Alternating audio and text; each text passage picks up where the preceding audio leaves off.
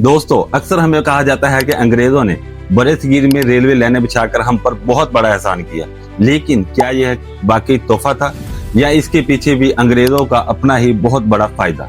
तारीख बताती है कि ब्रिटिश राज ने ये रेलवे लाइनें यहाँ के लोगों की सहूलत के लिए नहीं बिछाई, बल्कि उनका असल मकसद बरसगीर के कोने कोने से सस्ती कपास, कोयला और दीगर खाम माल तेजी से बंदरगाहों तक पहुंचाना था, ताकि उन्हें इंग्लैंड भेजा जा सके।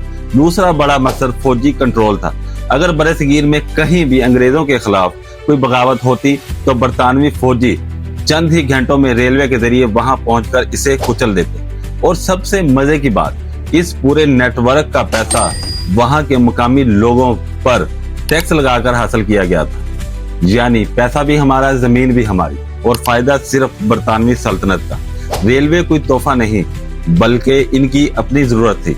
तारीख के ऐसे ही छुपे हुए सच्चे हकायक रोजाना जानने के लिए मुझे अभी फॉलो करें।